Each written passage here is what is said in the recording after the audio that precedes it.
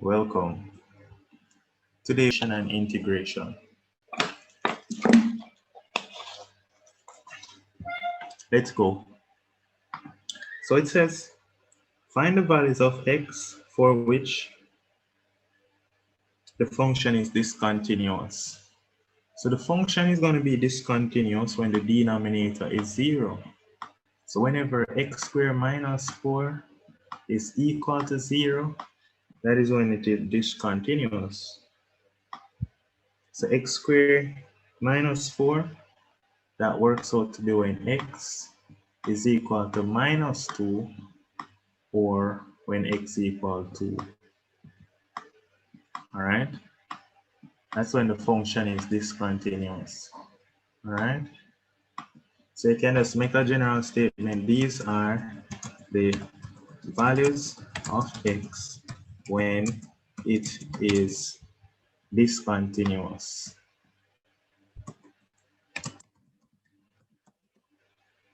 Not continuous. Nice and easy. It says now, hence or otherwise, find the limit as x approaches negative 2 of x cubed plus 8 over x squared minus that. So that's part 1. Moving right along to part 2.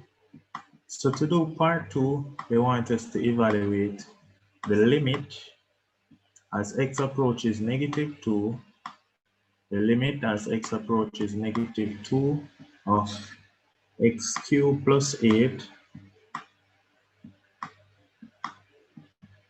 limit as x approaches negative 2 of x cubed plus 8 over x squared minus 4. All right. Now, in order to do this limit, all right, we need to remember the rule about a to the n minus b to the n. All right, don't forget that rule, a to the n minus b to the n, which is a minus b times a to the n minus 1, and all of that stuff. So we're going to rewrite this then as the limit as x approaches minus 2. We write it as a limit as x approaches minus 2 of x cubed plus 8. We're going to rewrite it as x. This x cubed plus 8, I can rewrite it as 2 cubed. All right, I can rewrite it as 2 cubed, and I can change that plus right here. I don't even need to change the plus. I can keep it like this. So x cubed plus a cubed. All right, and we know how to expand what is a cubed plus x cubed. So let's go back to module 1. Remember from module 1, we know that a cubed plus b cubed is equal to, how you expand that? It's a plus b all cubed minus 3ab into a plus b. Don't it? This is how we use to expand that. So let's go ahead and do that. All right, so you can use this formula to expand it if you want, or you can use this formula. You can always rewrite it as a cubed plus b cubed, a cubed plus b cubed, which is equal to a cubed minus b cubed. All right, so you can use any one of these two to expand it. I'm going to use the first one. So I can rewrite it as x cubed, which is going to then just be x minus 2 times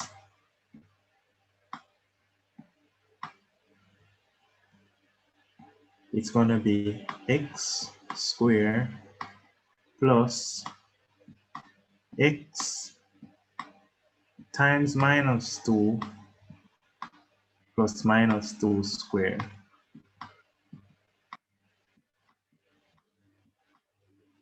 Nice and easy. Divided by x squared minus 4. I can rewrite all of that now as x minus 2 times x plus 2. Or this should be x minus minus 2, which is x plus 2. Nice. If you're wondering where did I get this from, just put in or research what's the formula for a to the n minus b to the n. That's the formula we're using. So it's going to be a minus b, so it's going to be x minus minus 2 times a to the n minus 1, which is x to the 3 minus 1 is 2, plus x, which is a times b, which is x times minus 2, plus b squared, so it's negative 2 squared. All right, then what's going to happen? This x plus 2 is going to cancel this x plus 2. So what are we left with? We're left with that this is equal to the limit as x goes to minus 2 of, is equal to the limit as x goes to minus 2 of, this becomes x squared minus 2x plus 4 over x minus 2. We can then apply x equal to negative 2 to get, applying the negative 2, you're going to get negative 2 squared. Negative 2 being squared, negative 2 squared, when you put in negative 2, that's 4. Negative 2 times negative 2, that becomes plus 4 again. Plus 4 over negative 2 minus 2, that's negative 4. So 4 plus 4 plus 4 is 12. 12 over negative 4, that's minus 3. So the limit is working out to be negative 3. Nice, so that's the limit, negative 3. Part 3. Part 3 says, by using the fact that the limit as x approaches 0 of sine x over x is 1, hence or otherwise, find the limit of 2x cubed plus 4x over sine 2x. Let's do this limit now. They want us to evaluate the limit as x approaches 0. I want us to evaluate the limit as x approaches 0 of 2x cubed plus 4x over sine 2x. Now the first thing I'm going to do is I'm going to divide both sides by 2x. I'm going to divide both the numerator and the denominator by 2x. All right, I'm going to divide both the denominator and the numerator by 2x. That's not going to change anything. Dividing the numerator and the denominator by 2x, I'm going to get the limit as x approaches 0 of, now 2x cubed over 2x, that just works out to be 2x squared, plus 4x divided by 2x. 2 divided by 2 is 2, x over x cancels, so let's get 2x squared plus 2 divided by sine 2x over 2x.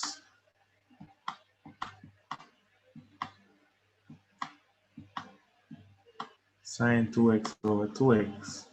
Now, according to limit laws, what I can break this down as now, I can rewrite that this is going to be equal to the limit of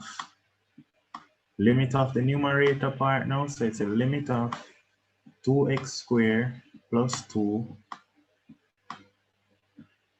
Wait, 2x cubed over 2x, 2 divided by 2. 2 divided by 2 cancel. X cubed over x is just x squared. So this 2 is supposed to go. 2 over 2 is 1. X cubed over x is x squared. My apologies there. So that's x squared plus 2 divided by the limit as x approaches 0 now of sine 2x over 2x.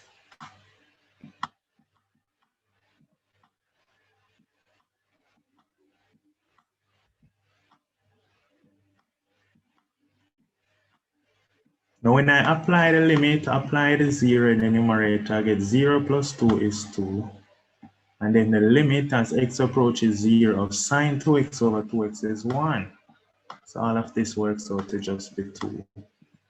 Nice and easy, soft.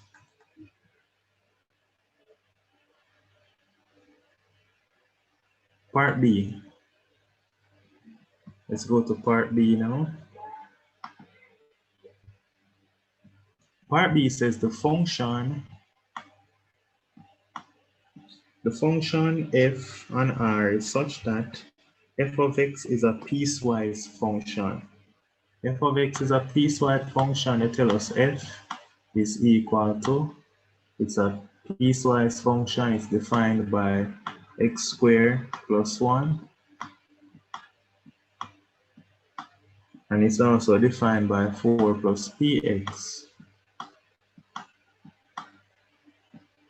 X squared plus 1 and 4 plus px. X squared plus 1, where x is greater than 1. And 4 plus px when x is less than 1. That's the function f. And it says, find the limit as x approaches 1 of f of x. Find the limit from the positive side. So part A. All right, just to save space, let's do part A up here. Let's do it right here. So you want the limit as x approaches 1 from the positive side. So if you want the limit as x approaches 1 of f of x, all right, then what we're going to do is we look at which one is saying x is greater than 1. That's the positive side. This one, so the limit is going to be 1 squared plus 1. So it's going to be equal to 1 squared plus 1, which is 2. So that's part A. 2. It says now find the value of p such that the limit as x approaches 1 of f of x exists. All right. Now, in order for the limit to exist, right? In order for the limit to exist, the limit will exist if and only if the limit as x approaches 1 from the positive side of the function must equal to the limit as x approaches 1 from the negative side, right? The limit from both sides must be equal. When the left-hand limit is equal to the right-hand limit, then the limit of the function exists. All right, so this is what we're going to have to use to solve this question. So that implies the limit from the left-hand side we said is 2. And so 2 is equal to, the limit from the right is going to be 4 plus p times 1. P times 1 is p. All right, and so bringing over, what we're going to get is p is equal to 2 minus 4, which is negative 2. All right.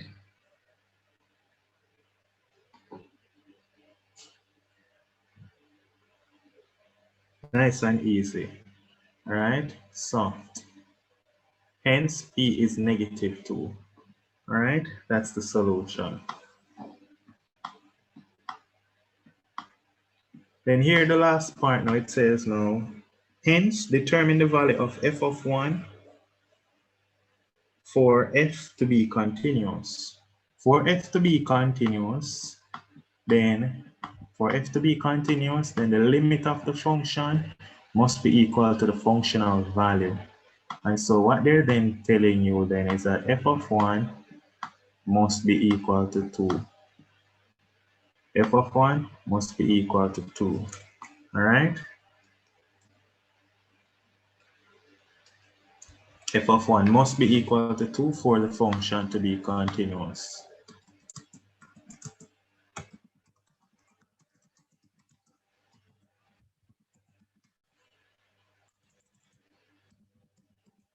Nice and easy. Now, let's go to the final part of the question, part C. Part C is, it is saying that a chemical process in a manufacturing plant is controlled by a function, and the function is given by m is equal to ut squared plus v over t squared. So m is equal to ut squared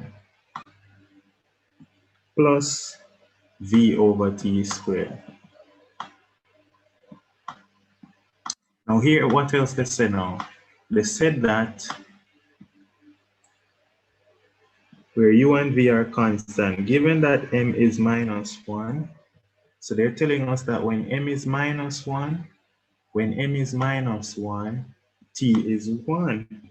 So that's an equation that they give with. Them tell us say when m is equal to minus 1, when m is minus 1, t is going to be equal to 1. So that's an equation. So come set it up now. Minus 1 is equal to 1 square is 1. So minus 1 works out to be 1 square is 1. 1 times u is u. And then 1 square is 1. So it works out to be u plus v. All right, u plus v. So minus 1 is u plus v. Let's check out the next equation now. The next equation says, and the rate of change of m with respect to t is 35 over 4. So now we need to find dm by dt. So dm by dt is going to be equal to, dm by dt is equal to, carry down the power to get 2 ut, subtract 1 from the power, that will give us t, plus, to differentiate vt squared, it is start with the bottom, which is t squared times the differential of the top, which is 0, minus the top.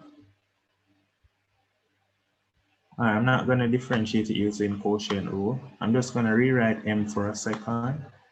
I'm going to rewrite m as v over t squared is v times t to the minus 2. To differentiate it this way, it's going to be, this way is a lot easier to differentiate it. So it's carried down the power to get minus 2vt to the negative 3. That's a much easier way to differentiate it. And then I can go ahead and rewrite this now as minus, wait, carry down the power, subtract 1 from the power. Yeah. And then I'm going to rewrite it as minus 2v over t cubed. This is a much easier way to differentiate it. And they tell us that dm by dt is 35 over 4. And so what they're telling us then is that this implies that dm by dt, 35 over 4, is equal to, this occurs when t is 2. So 2 times 2 is 4. So that works out to be 4u. That's 4u. T is 2. 2 cube is 2 cube. 2 times 2 is 4. 2 cube is 8. 2 over 8 is a quarter. This works out to be a quarter v. Now, you can be bold and multiply through by 4 to get 35 is equal to 4 times 4, which is 16, and this works out to be 16u minus v. All right, nice and easy. Okay, so now I'm just going to put the two equations together. Let me put it in red over here. I have 35 is equal to 16u minus v. If you want, you can go ahead and add these two equations together. You can add them. Minus 1 plus 35 is 34. And then u plus 16u is 17u. And so if I divide both sides by 17, I'm getting that u is 2. U is equal to 2. If u is equal to 2, then I know that minus 1 is equal to 2 plus v. When I subtract the 2 from both sides, I'll get minus 3. And so v is minus 3. So that's the answer. U is 2 and v is negative 3. So conclude, tell them. So u is equal to 2 and v is negative 3. Nice and easy, soft. And this takes care of question number 5. You see the paper so easy, man. Come on, man. The paper so easy and nice.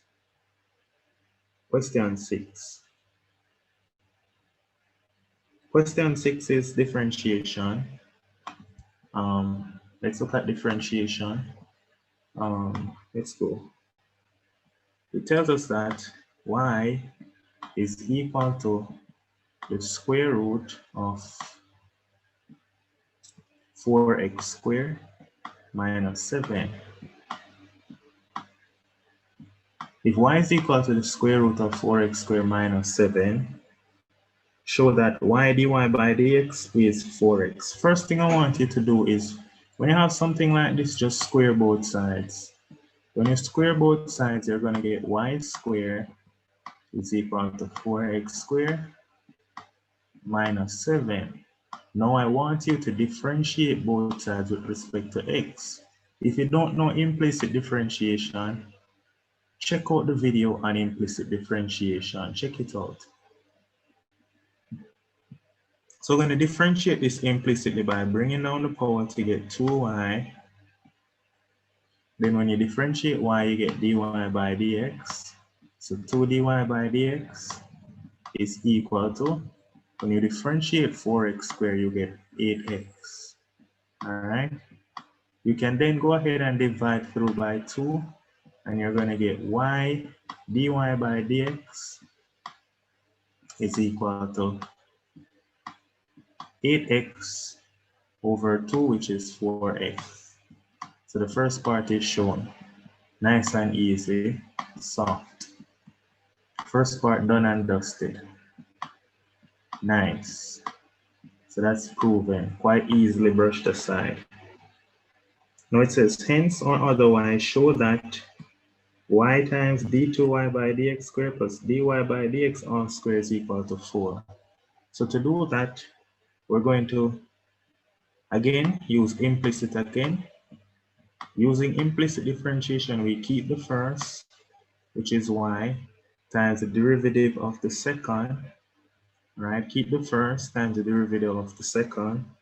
The derivative, when you differentiate dy by dx, you get d2y by dx squared plus, keep the second, which is dy by dx, times the derivative of the first, and then you differentiate y. You differentiate y, you get dy by dx, and that is equal to, when you differentiate 4x, you get 4. That's equal to 4. All right, so this works out just to be y times d2y by dx squared, y times d2y by dx squared plus d2y by dx squared and that's equal to 4. Nice and easy, soft. Yep, nice and easy, soft. So that part proven as well. Nice and easy, easily brushed aside, soft.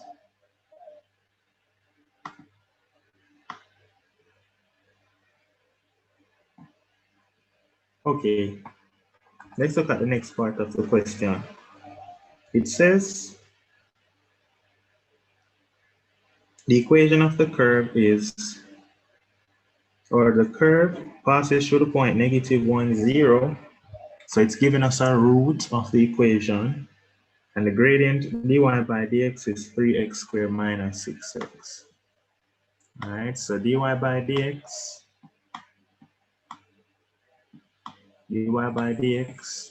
is equal to 3x squared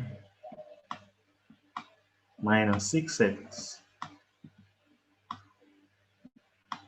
Now, in order to find the equation of the curve, you integrate dy by dx, and so y is equal to the integral. This is part B, looking at the first part. So y is equal to the integral of 3x squared minus 6x. All right, dx, always put a dx. So when you integrate 3x squared minus 6x, you add 1 to the power. Adding 1 to the power, you get 3x cubed. You divide by the power, which is 3, minus, add 1 to the power, so you get 6x squared. Divide by the power of 2, plus some constant k. All right, nice and easy. That's what you get for y. Nice. So when you do this now, you're going to get that y is equal to 3x cubed over 3x cubed is x cubed, minus 6 over 2 is 3x squared, plus some constant k. Now you need to find this constant k. How are you going to find k? Remember, it tells us that a point P is on the curve. It tells us P, and P is the point, I believe that's -1, 0, lies on the curve. So if the point -1, 0 lies on the curve, what does that mean? That means that when y is 0, x is -1. So 0 is equal to -1 cubed minus 3 times -1 squared plus k.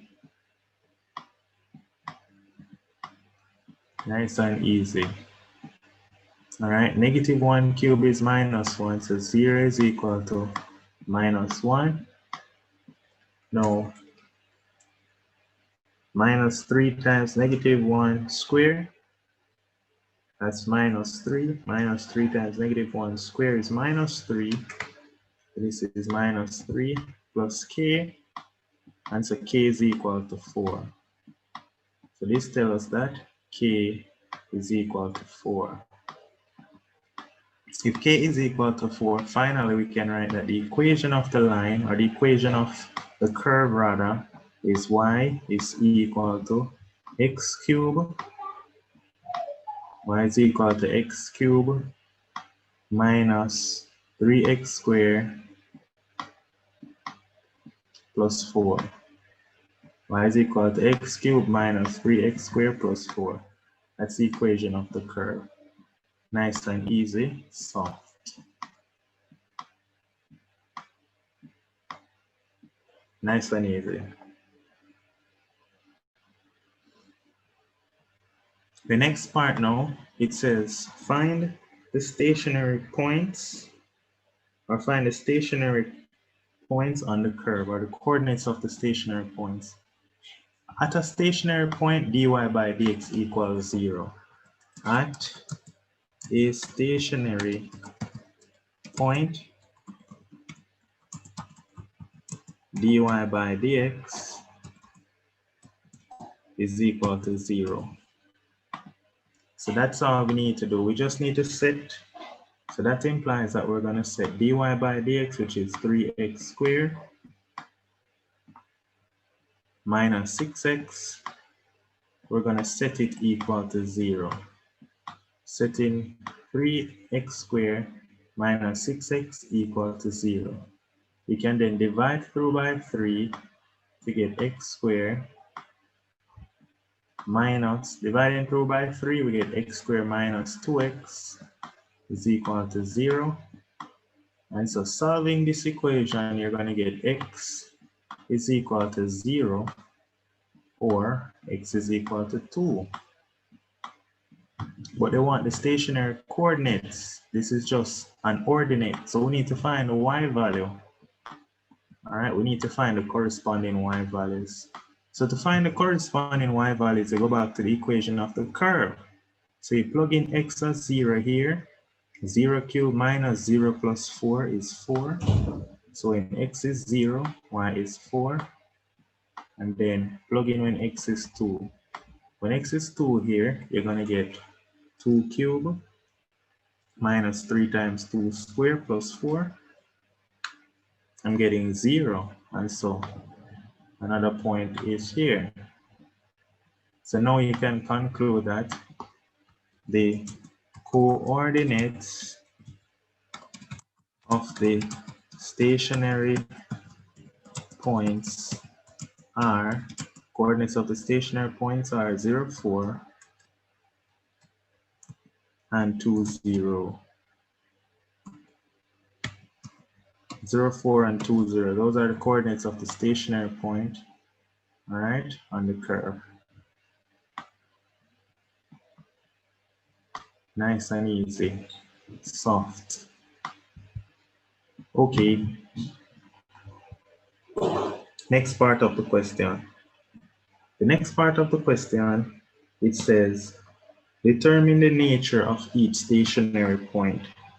To determine the nature of each stationary point, this is where the second derivative comes into play. You're going to have to find the second derivative. So the second derivative is given by d2y by dx squared, and you're going to differentiate dy by dx to find d2y by dx squared. It's going to be equal to, when you carry down the power, you get 6x. You differentiate 6x, you get minus 6.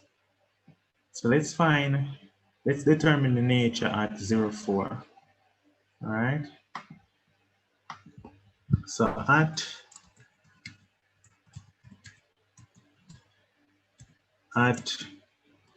0, 4, what is happening at 0, 4? At 0, 4, we see that the second derivative, d2y by dx squared, is equal to, when you plug in 0, you're going to get 6 times 0 is 0. So you're going to get minus 6. Minus 6, which is less than 0. When it is less than 0, that is a maximum point. All right, so 0, 2 is a maximum stationary point. What else do we need now? We need to find what's happening at 2, 0. Let's find what's happening at 2, 0. At 2, 0, what's the second derivative? At 2, 0, the second derivative, d2y by dx squared, at 2, 0, d2y by dx squared is equal to 6 times 2 is 12, 12 minus 6 is 6, 6 is greater than 0. All right, and so 2, 0 is a minimum stationary point. 2, 0 is a minimum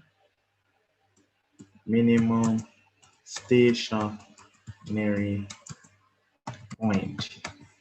2, 0 is a minimum stationary point. Nice. Now, what else do we need now? What's the next part of the question? It says, find the coordinates of the points of P and Q where the curve meets the x-axis. So pretty much they're asking us to solve for the roots. And they're giving away 5 marks for that. Oh, them so nice. They're nice, don't it? We're giving away 5 marks to find the roots. The curve meet the x-axis at the roots. So all we're going to have to do is to solve this equation equal to 0. So we're going to have to solve x cubed minus 3x squared plus 4 equal to 0. That will give us the roots. Now guys, you don't even need to do this question. Let me tell you why.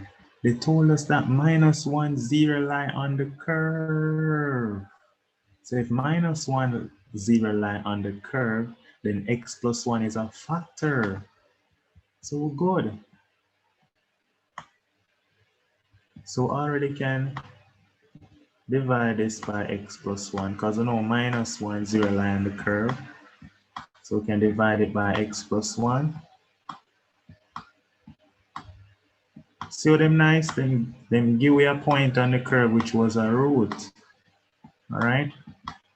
So doing our polynomial division, x into x cubed leave x squared. X squared times x is x cubed. X squared times 1 is plus x squared. Then we subtract them. Alright, x cubed minus x cubed that gone. Minus 3x squared minus x squared is minus 4x squared. Plus 4. Alright, and then x into minus 4x squared is minus 4x. Then x times minus 4x is minus 4x squared.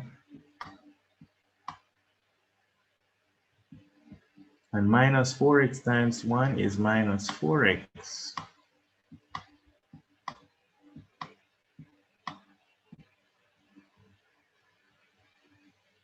All right, now subtract them. We're going to have minus 4x squared minus 4x squared. That cancel. And then we have minus 4x is positive 4x. We'll get left back with 4x plus 4.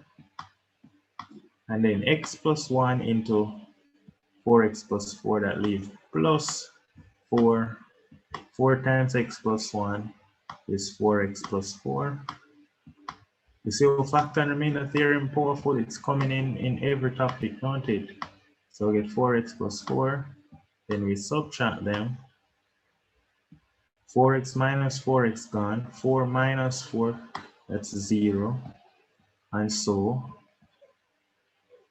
what we're actually solving then is x cubed minus 3x squared plus 4. It's working out to just be x cubed minus 3x squared. Let's not write over all of that. So all of this is working out just to be x cubed minus 3x squared plus 4 is working out to be x plus 1 times x squared minus 4x plus 4.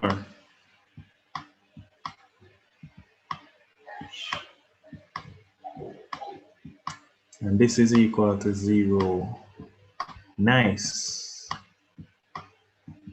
So now when we solve this equal to 0, what we're going to get is, well, looking at this, this is really just x plus 1 times, no, x squared minus 4x plus 4 is really just x minus 2 all squared. And that's equal to 0. So what does that mean? So that means that the two roots are going to be x is equal to minus 1 or x equal to. So now we can go ahead and write down the coordinates of P and Q. So the coordinates of P is minus 1, 0, and Q is the point 2, 0. Nice and easy. Those are the roots. These are These are the x-axis intercepts. Part V now. Part V wants us to sketch the curve. So let's do part V over here. So sketch the curve. So I like to sketch the curve and then label everything else.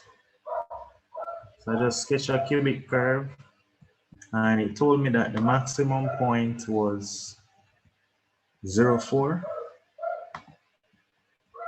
Maximum point was 0.4. So I'm going to label this point as 0.4. These are the stationary points. I'm labeling the stationary points in red at 0.4.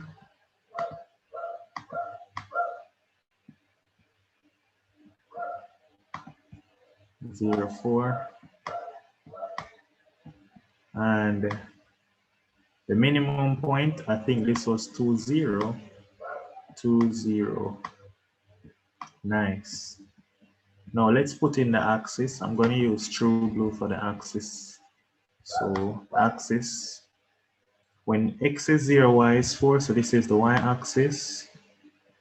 So the function turns on the y-axis luckily. This is the y-axis. The x-axis is here. The function also turns on the x-axis.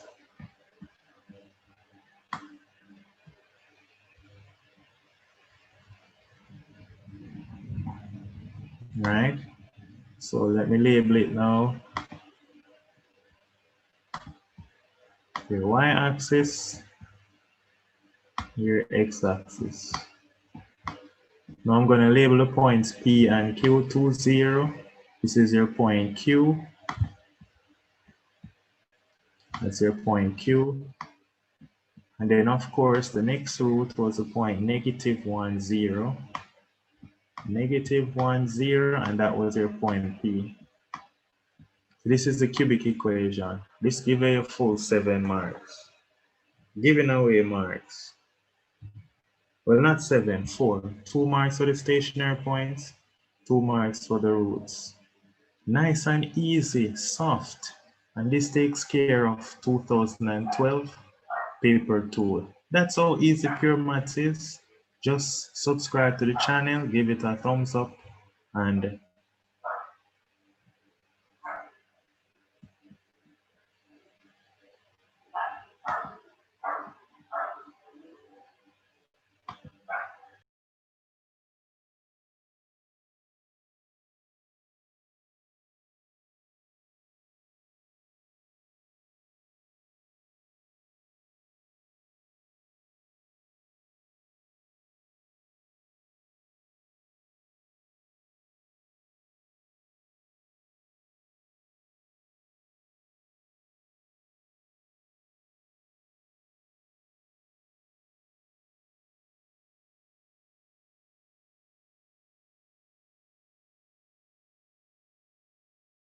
we're going to be going